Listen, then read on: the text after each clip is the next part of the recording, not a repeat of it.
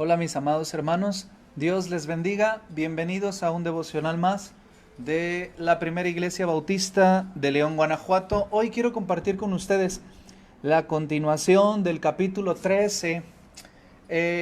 Nos quedamos ayer en el versículo número 8 y hoy quisiera continuar. Espero que allá en casita estén reunidos para poder estudiar juntos la palabra de Dios. Recuerde que esto es un devocional. Yo sé que algunos hermanos me han dicho que más pareciera como un estudio bíblico porque a lo mejor vamos un poquito más profundo en algunas áreas, no tanto, pero si alguno de ustedes quisiera orar, cantar, darse peticiones, gratitudes, contar cómo les fue en el día unos a otros, pues eso está muy bien. Reunirse alrededor de la sala, estar dispuestos para orar. Lo hago a esta hora, hermanos, porque pues presumiblemente la mayoría de las personas lo hacen ya antes de dormir, antes de ir a la camita, ya están ya como somnolientos y entonces dicen, bueno, pues vamos a hacer el devocional antes de dormir, y entonces es por eso que lo hago a esta hora. Vamos a orar, hermanos, y vamos a darle al capítulo número 13, versículo del número 8 adelante. Así que vamos a orar. Padre, en el nombre de Jesús, te doy gracias por nuestra iglesia. Gracias por la oportunidad preciosa de estar juntos aquí a través de este devocional. Te pido que bendigas este tiempo en el nombre de nuestro Señor Jesús. Amén. Amén, hermanos. Pues vamos a leer el pasaje bíblico. Hoy no tengo pantalla, pero quisiera que ustedes me acompañaran ahí en sus Biblias. Voy a leer la Nueva Traducción Viviente para que ustedes vayan relacionándose un poquito también con esta versión. Dice así la palabra de Dios. Pero Elimas, el hechicero, eso es lo que significa su nombre en griego, se entrometió, fíjese la palabra que usa la Nueva Traducción Viviente, se entrometió y trataba de persuadir al gobernador para que no prestara atención a lo que Bernabé y Saulo decían. Trataba de impedir que el gobernador creyera. Así dice el número 8. La Reina Valera 60 dice, pero le resistía Elimas. Esta es una situación difícil. Ayer hablamos acerca de que en la obra misionera, en el establecimiento del reino de los cielos, en la educación de los hijos, en el buen matrimonio, en la resolución de conflictos, siempre tendremos resistencia. Y aquí hay una resistencia ahí muy flagrante, muy de frente. Dice el versículo número 9, Saulo, también conocido como Pablo. Y desde aquí parece que Lucas va a tratar de ir dándonos luz sobre la evolución, sobre el crecimiento, sobre el desarrollo del liderazgo del apóstol Pablo. Saulo es el nombre hebreo y Pablo es el nombre griego. Pablo pequeño significa. Así que ahora dice, Saulo, también conocido como Pablo, fue lleno del Espíritu Santo y miró al hechicero a los ojos. Estoy leyendo Nueva Traducción Viviente, versículo número 10. Luego le dijo, tú, hijo del diablo, lleno de toda clase de engaño y de fraude y enemigo de todo lo bueno. Luego le hace una pregunta. ¿Nunca dejarás de distorsionar los caminos verdaderos del Señor? ¿Sabe qué significa la palabra Bar Jesús? La palabra Bar Jesús significa hijo de Jesús. O Josué también significa hijo de salvación. Eso significa Bar Jesús. Pero dato interesante, el apóstol Pablo ahora le está llamando, no eres Bar Jesús, eres Bar Satán. Así se puede traducir esta versión. Dice, no eres hijo de la salvación, no promulgas, no promueves, no compartes, no te alineas con la salvación, te alineas con el enemigo de la salvación, te alineas con el enemigo de Dios, tienes las mismas actitudes del enemigo de Dios. Recuerden que ya hablamos en alguna ocasión de una figura de lenguaje que se llama hebraísmo de filiación, y usted puede ir a los anteriores devocionales para ver qué específicamente es el hebraísmo de filiación, y precisamente aquí está apareciendo. El hebraísmo de filiación es el que el apóstol Pablo está usando para referirse a Bar Jesús, hijo de Jesús, hijo de salvación, hijo de esperanza podría traducirse, pero ahora le está diciendo, tú tienes las mismas actitudes del enemigo de Dios, y dice, tú eres hijo del diablo. No necesariamente estamos pensando en algo así como maléfico, apocalíptico, de esas películas ochenteras, noventeras del hijo del diablo. No debemos pensar eso. Pablo usa el hebraísmo de filiación o la palabra hijo del diablo para referirse que las actitudes de Bar Jesús, Elimas, que significa hechicero, no están acorde a la salvación de Dios. Y aquí es importante hacer mencionar el juego de palabras, porque en los nombres hay un juego de palabras bien interesante. Saulo, el nombre hebreo; Pablo, el nombre griego; Bar Jesús, el nombre arameo, proveniente del hebreo. Pero Bar Satán, que es como le llama Pablo, es un juego de palabras que pareciera que nosotros debemos tomar en cuenta. Mire, quiero abordar, a lo mejor no de lleno, a lo mejor no ampliamente ni detalladamente, pero quiero abordar un tema que siempre es complicado abordar. Siempre es complicado hablar acerca de esto porque, bueno, nadie vende pan frío, ¿verdad? Bueno, luego me dijeron que sí, que el Bimbo vende pan frío, pero esa es otra historia. El asunto de los falsos profetas. Bueno, yo aquí me constituyo pastor de una iglesia, profeta del evangelio, y entonces me caería bastante mal a mí hablar de los falsos profetas sin que alguno de los que está viendo este devocional pudiera pensar de mí mismo que soy un falso profeta. Por eso es un tema controversial. Decir falso profeta, tan solo mencionarlo, pone en evidencia la seguridad o la falta de seguridad de aquel personaje que enseña sobre este tema, pero debo decirlo, porque es un tema bíblico, no solo lo aborda en este pasaje, sino lo aborda después en las cartas de Pedro, en las cartas de Pablo. Los falsos profetas. ¿Qué son estos personajes míticos del Nuevo Testamento? ¿Existen todavía? Bueno, falso profeta podría llamarse una boca de Dios falsa. Recuerda que la palabra profetas, naví, del hebreo, y profitis del griego, significa boca de Dios. No tiene nada que ver en el trasfondo del Nuevo Testamento. La palabra profeta no tiene nada que ver con uno que predice el futuro. Más bien, tiene mucho que ver con uno que habla acerca de Dios o boca de Dios. Dice lo que Dios dice, hace lo que Dios hace. Desde esta perspectiva, falso profeta es un mensajero de Dios mentiroso, uno que miente con respecto al mensaje de Dios, uno que es un fraude, una persona que va en contra de lo establecido por el reino de Dios, pero presumiblemente ostenta un nombramiento desde la iglesia de Cristo Jesús. ¿Hay actualmente? Por supuesto que sí, por supuesto que hay falsos profetas. ¿Quién es quién? ¿Quién señala a quién? ¿Quién desacredita a quién? ¿Qué denominación desacredita a qué denominación? Yo no me atrevería a desacreditar a ninguna denominación porque espero que ninguna denominación desacredite a la mía, pero lo que es cierto es que por sus frutos los conocerán. Yo sé que en este devocional alguien de los que me está viendo, no quizá en vivo, pero a lo mejor una repetición, haya sido una persona a la que yo le quedé mal, a la que yo posiblemente en mi ministerio lastimé, una persona a la que yo posiblemente tomé una mala decisión en mi liderazgo y perjudiqué a una persona, porque seguramente las hay. Y a lo mejor esa persona pudiera estar pensando, bueno, tú que estás hablando de los falsos profetas, eres uno de ellos. Porque por sus frutos los conocerás, y el fruto que yo le dejé en la vida de esta persona, pues es un fruto negativo. Y entonces es exponerse a hablar de esto. Pero seguramente hay personas que están viendo este devocional, en vivo o en repetido, que posiblemente haya yo podido, dentro de mis incapacidades y miopía espiritual, haberle dejado, no sé, algo bueno en su vida. ¿Pero qué es un falso profeta? Un falso profeta es el que flagrante y tajantemente va contra Dios, mintiendo, robando, hurtando, ultrajando, haciendo caso omiso de la bondad, de la humildad, de la benevolencia. Y este es uno de los casos que encontramos en el Nuevo Testamento. Bar Jesús se resistía al evangelio, se oponía a que el evangelio llegara al corazón del procónsul Sergio Paulo. ¿Qué hacer con los falsos profetas? ¿Podemos desacreditarlos? ¿Podemos evidenciarlos? No podemos. Mire, en la nueva modernidad y en el asunto como estamos viviendo, la desacreditación se ve como fanatismo. Pero en el Nuevo Testamento no se ve como fanatismo. La desacreditación es una capacidad de los hombres de Dios. Mire lo que hace el apóstol Pablo en el versículo número 10. Luego le dijo, tú, Bar Satán, o hijo del diablo, lleno No dice medio lleno, dice lleno de toda clase de engaño y fraude.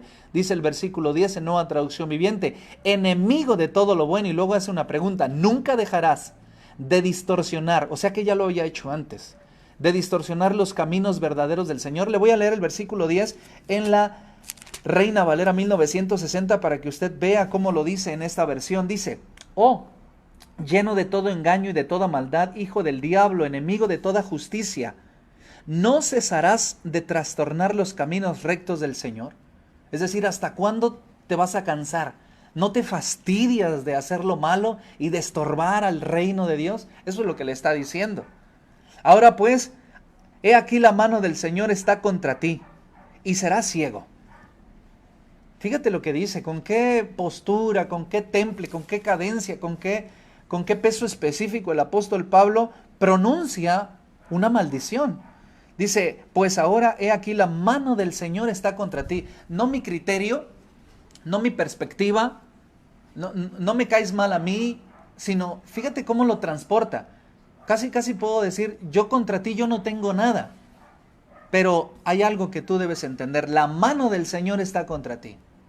Y aquí hay algo importante que aprender. Muchas veces entre siervos, entre pastores, entre misioneros, entre hermanos de la iglesia, hay conflicto.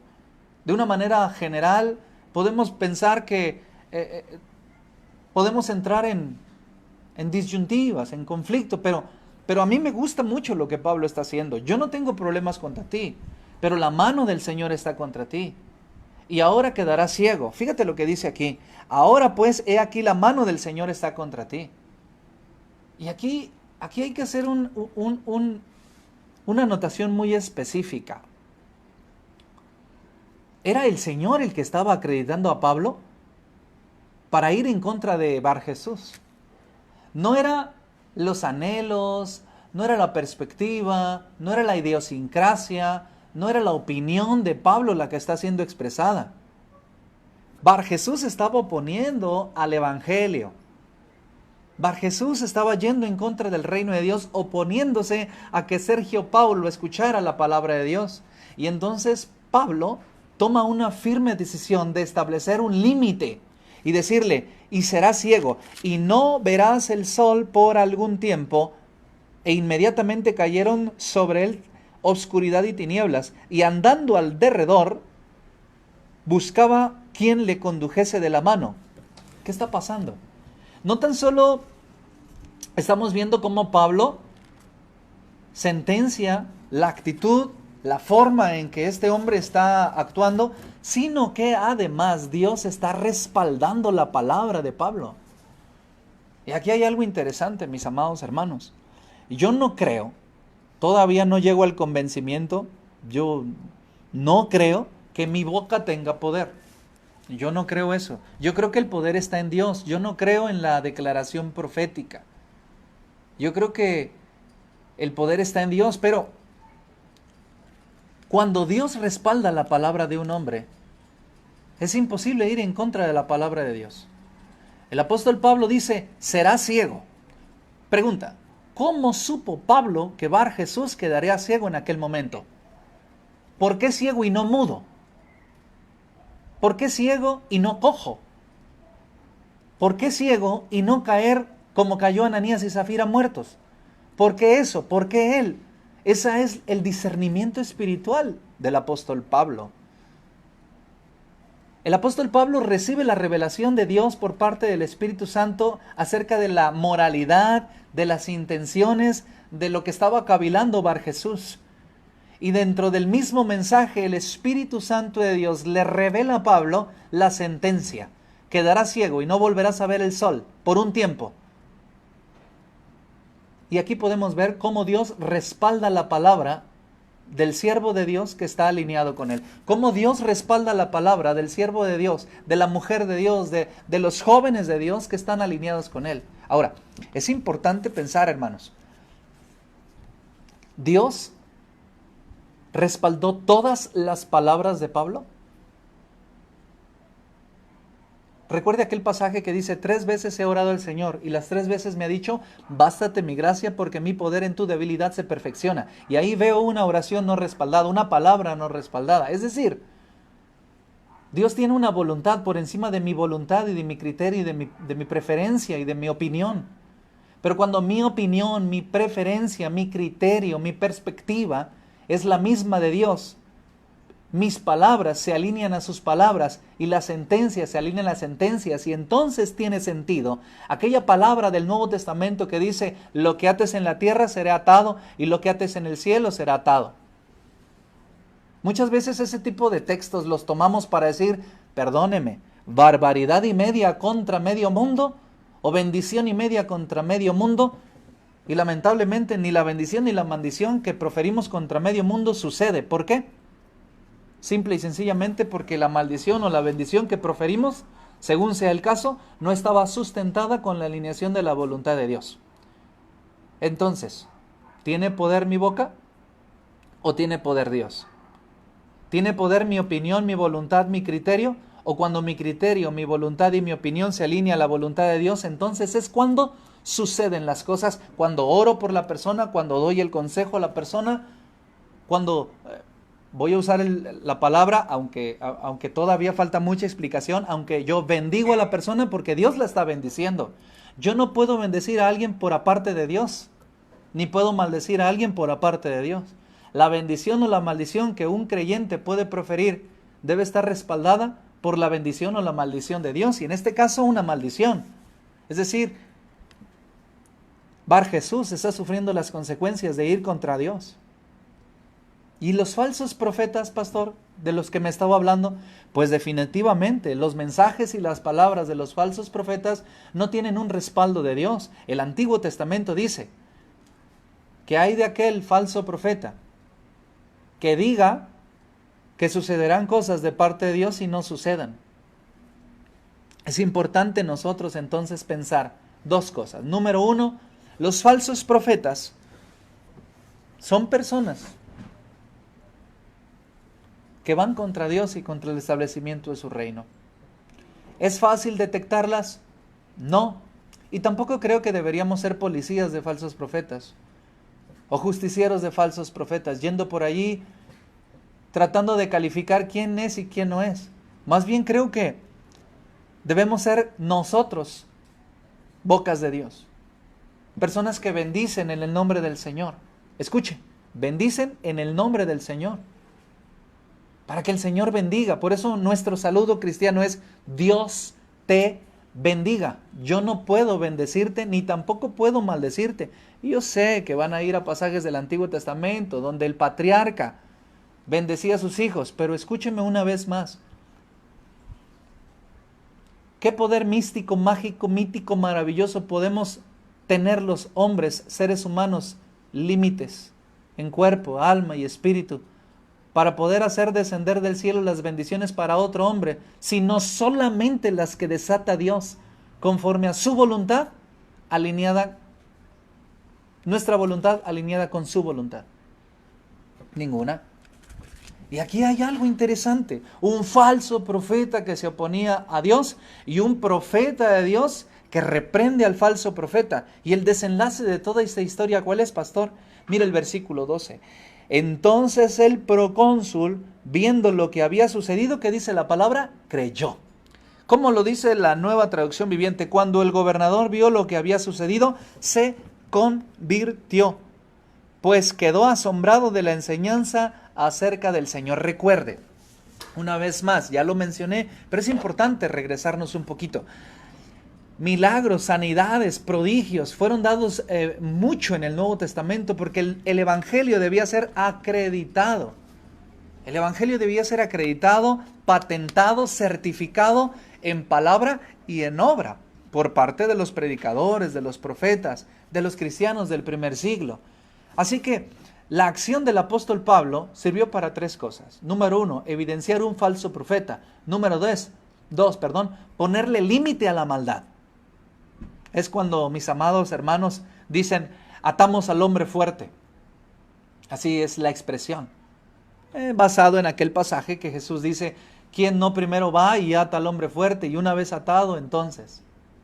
Número 2, le ponemos límite a la maldad. Y número 3, sentamos precedente para que el reino de Dios avance. Ahora, pastor, Muy bonita su explicación. Yo no sé si dirán eso, perdónenme, estoy divagando. Qué padre explicación, pero ¿cómo aplico esto a mi vida, a mi familia? Yo tengo una niña de 15, una niña de 17, un niño de 16, una niña de 8, tengo una esposa, tengo un esposo, tengo una familia, tengo un trabajo. ¿Cómo puedo aplicar este texto a mi vida? Falsos profetas, etcétera, de todo lo que me habló. Bueno, tres cosas principales. Número uno, asegúrese de estar alineado a la voluntad de Dios. Número uno, asegúrese de estar alineado a la voluntad de Dios. No pretenda que Dios haga su voluntad. Más bien, desista de una buena vez y haga usted la voluntad de Dios. Número dos, ¿cómo saber si estoy alineado a la voluntad de Dios? Bueno, entonces eres un profeta de Dios. Cuando oras, cuando enseñas, cuando dices, cuando bendices, las cosas suceden. ¿Por qué? Dios te está respaldando. Cuando hay respaldo de Dios, hay seguridad de que estás yendo por el camino correcto. Y número tres, es necesario, mis amados hermanos, que seamos valientes. Es importante que seamos valientes. Imagínese esta actitud del apóstol Pablo. Oye, Bernabé, se me hace que está sucediendo mucha resistencia. ¿Sabes qué? Se me hace que mejor nos vamos. ¿Qué piensa usted de eso? A la resistencia de Bar Jesús, el apóstol Pablo y Bernabé, dejando todo en las manos de Dios. En ese momento las manos de Pablo y las manos de Bernabé, la boca de Pablo, la boca de Bernabé, los ojos de Pablo, los ojos de Bernabé, las actitudes de Pablo, las actitudes de Bernabé, son respuesta de Dios para Sergio Paulo. O imagínense usted este otro escenario. Bueno, creo que estamos teniendo mucha resistencia aquí, creo que necesitamos retirarnos y orar. A ver qué el Señor va a hacer con Sergio Paulo y con su obra. Y entonces, en la realidad alterna, bizarra, que quisiera yo dibujarle con mis palabras, el apóstol Pablo y Bernabé salieron dejando a Elimas o Bar Jesús en buen crédito con Sergio Paulo. Entonces el evangelio no hubiese sido acreditado, entonces Bar Jesús hubiese quedado bien posicionado y el evangelio hubiese sido avergonzado. Hay ocasiones, hermanos, en las que tenemos que ser valientes, osados, atrevidos. Y yo sé que el mensaje que les estoy dando ahora pareciera difícil, porque ¿sabe qué? Si usted se opone a otro credo, a otra posición religiosa, nos tachan de intolerantes, nos tachan de legalistas, de cerrados, de cuadrados. Nos podrían llegar a tachar si desacreditamos a una u otro pensamiento filosófico o religioso, evidenciando sus posturas negativas o cómo desacreditan ellos a Dios. Nosotros pudiéramos entonces quedar entre la sociedad, una sociedad posmoderna o neoposmoderna, podríamos quedar como fanáticos. Pero ¿sabe qué? Yo no le tengo miedo a lo que otras personas puedan decir de mí ni de mi iglesia. Yo tengo cuidado de lo que Dios me ha encomendado a mí y a usted para establecer el reino de Dios. Así que con respeto, nosotros tenemos que decir la verdad del evangelio. Tenemos que ser valientes. Enséñele a sus hijos, enséñele a sus hijas, enséñele a sus nietos lo que es la palabra de Dios. No les enseñe legalismo, no les enseñe fariseísmo, enséñeles autoridad espiritual. Autoridad espiritual. ¿Basada en qué, pastor? ¿En mucho conocimiento bíblico? No. ¿En asistir todos los días a la iglesia? No. En una relación con Dios, en una alineación con la voluntad de Dios. Ahí está la clave. Pablo sabía qué iba a hacer y qué le estaba revelando a Dios porque era un hombre lleno del Espíritu Santo. ¿Sabe qué significa eso? En una íntima relación con Dios. Resumiendo la enseñanza, busque una relación con Dios, alinee su voluntad a la voluntad de Dios, sea valiente, enseñe la palabra y resista a los falsos profetas. Amén.